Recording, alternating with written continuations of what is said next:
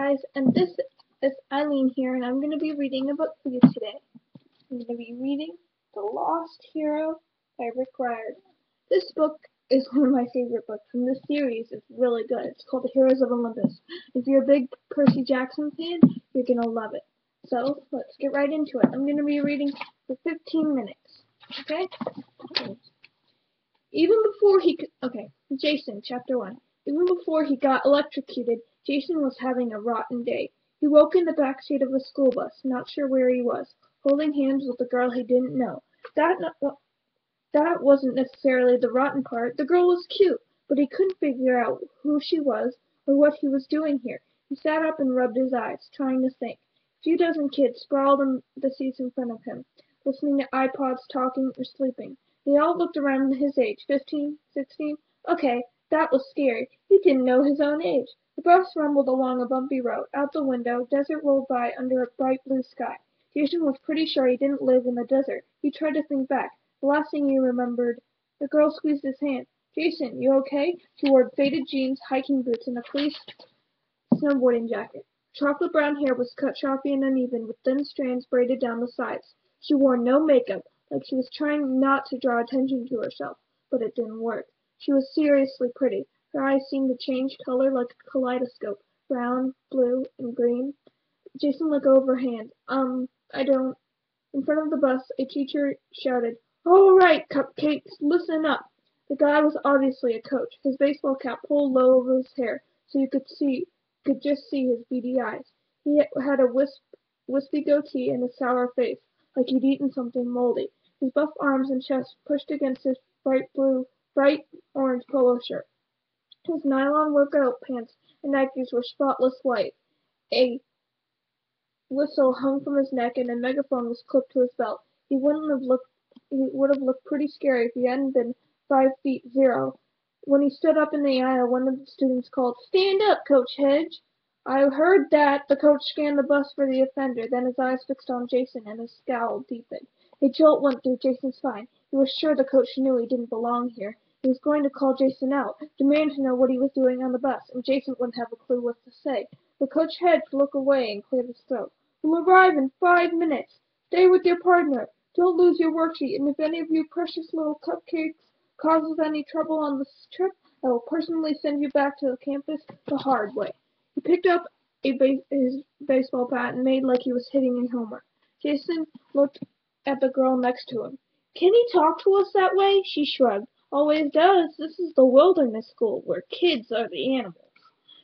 She said it like it was a joke they'd shared before. "This is some kind of mistake," Jason said. "I'm not supposed to be here." The boy in front of him turned and laughed. "Yeah, right, Jason. We've all been framed. I didn't run away 6 times. Piper didn't steal BMW. The girl blushed. "I didn't steal that car, Leo." "Oh, I forgot, Piper. What was your story?" "You talked the dealer into lending it to you." He raised his eyebrows at Jason like, "Can you believe her?"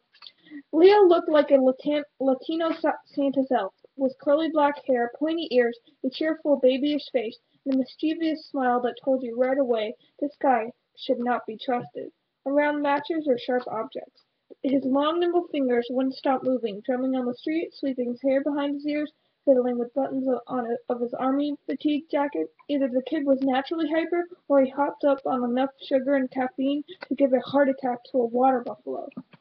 "Anyway," Leo said, "I hope you've got your worksheet, 'cause I used mine for spitwads days ago." "Why are you looking at me like that? Somebody draw on my face again?" "I don't know you," Jason said. Leo gave him a crocodile grin. "Sure, I'm not your best friend. I'm his evil clone." "Leo Valdez!" Coach Hedge yelled from the front. "Problem back there?" Leo winked at Jason. To the front.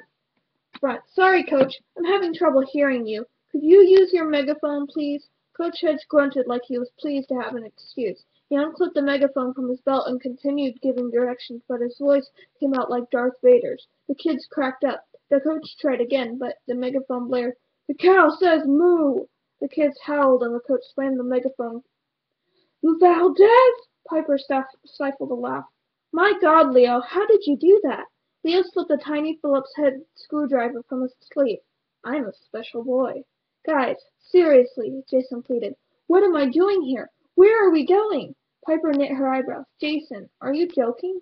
No, I have no idea. Ah, yeah, he's joking, Leo said. He's trying to get back for that shaving cream on Jello thing, aren't you? Jason stared at him blankly. No, I think he's serious. Piper tried to take his hand again, but he pulled away. I'm sorry. I don't. I can't. That's it, Coach Hedge yelled from the front. The back row has just volunteered to clean up after lunch. The rest of the kids cheered.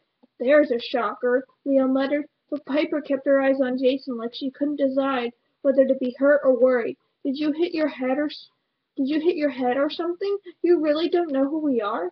Jason shrugged helplessly. It's worse than that. I don't know who I am. The bus dropped them off in front of a big red stucco complex like a museum. They're sitting in the middle of nowhere. Maybe that's what it was, the National Museum of Nowhere, Jason thought. A cold wind blew across the desert. Jason hadn't paid much attention to what he was wearing, but it wasn't warm enough. Jeans and sneakers, a purple t-shirt, and a thin black windbreaker.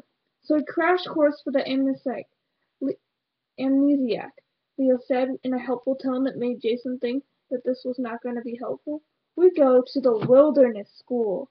Leo made air quotes with his fingers, which means we're bad kids.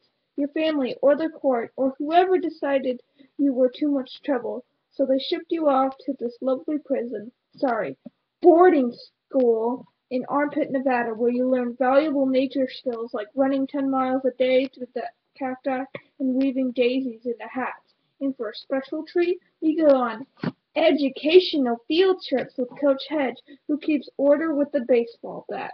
Is it all coming back to you now? No. Jason glanced apprehensively at the other kids. Maybe 20 guys, half that many girls. None of them looked like hardened criminals, and he wondered what they'd all done to get sentenced to a school for delinquents, and he wondered why he'd belong with them. Leo rolled his eyes. You're really going to play this out, huh? Okay, so the three of us started here together this semester. We're totally tight. You do everything I say, and you give me your dessert, and you do my chores. Leo! Piper snapped. Fine, ignore that last part, but we are friends. Well, Piper's a little more than your friend. The last few weeks. Leo, stop it! Piper's face turned red.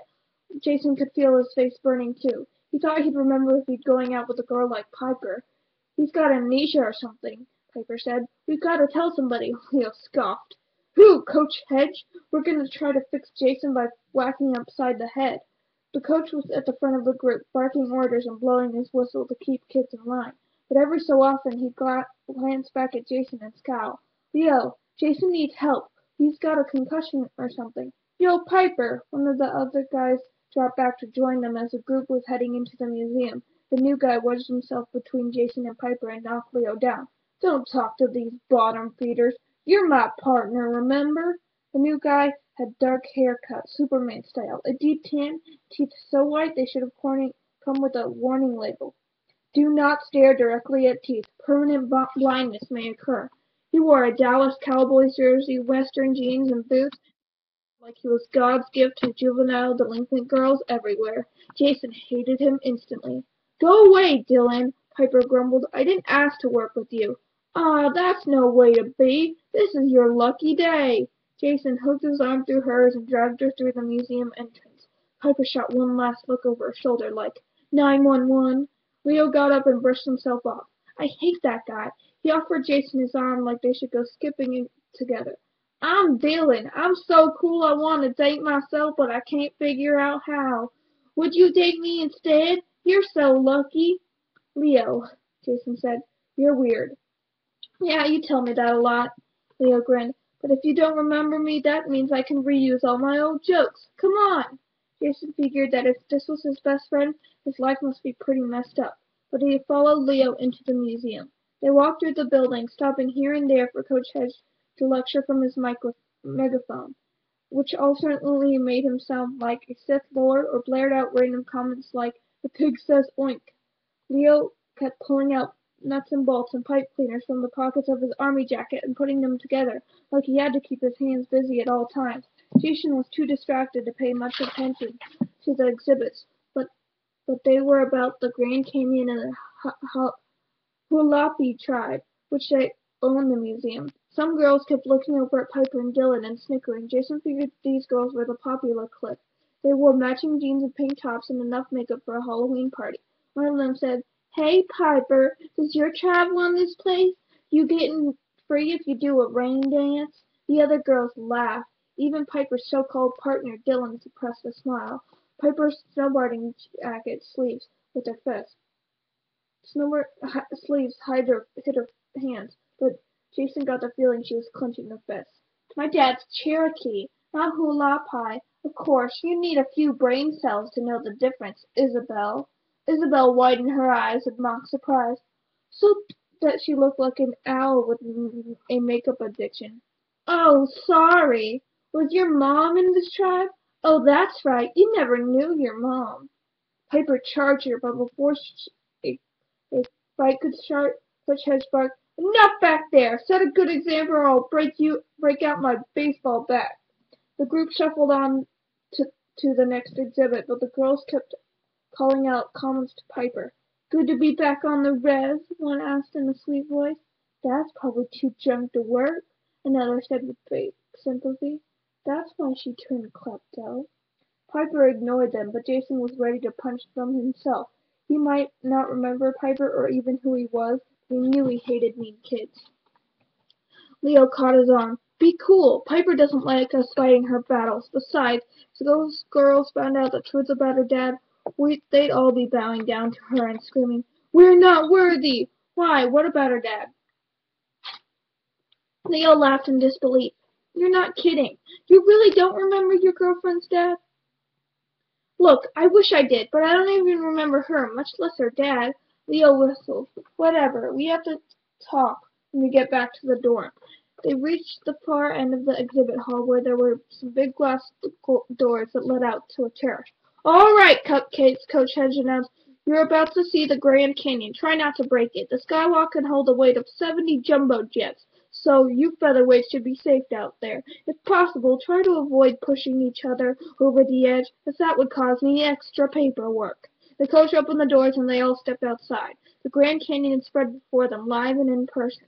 Extending over the edge was a horseshoe-shaped walkway made of glass, so you could see right through it. "Man," Leo said, "that's pretty wicked." Jason had to fight his amnesia and his feeling that he didn't belong here. He couldn't help being impressed. The canyon was bigger and wider than you'd appreciate from the picture. They were up so high that birds circled below their feet. 500 feet down, a river snaked along the canyon floor. Banks of storm clouds had moved overhead while they'd been inside, casting shadows like angry faces across the cliffs.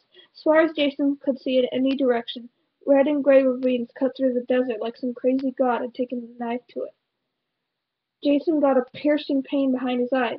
Crazy gods? Where did he come up with that idea? He felt like he'd gotten close to something important he should know, but he also had got the unmistakable feeling he was in danger. "You all right?" Leo asked. "You're not going to throw up over their side, are you? 'Cause I should have brought my camera." Jason grabbed the railing. He was shivering and sweaty, but it had nothing to do with heights. He blinked and the pain behind his eyes subsided. "I'm fine," he managed. "Just a headache." Thunder rumbled overhead. A cold wind almost knocked him sideways. "This can't be safe." Leo squinted at the clouds. "Storm's right over us, but it's clear all the way around. Weird, huh?" Jason looked up and saw Leo was right. A dark circle of clouds had parked itself right over the skywalk. Okay, well, that's all I'm going to read right now. We are on page 12, and there's 17 pages in the chapter, but YouTube, when I'm using my web camera for uploading, it won't let me do more than 15 minutes. So last time I tried to record it, and I recorded the whole chapter, and it was like 20 minutes, and it wouldn't let me upload. So this is how it's going to be for now. Goodbye, and I'll see you next time when we do The Lost Hero.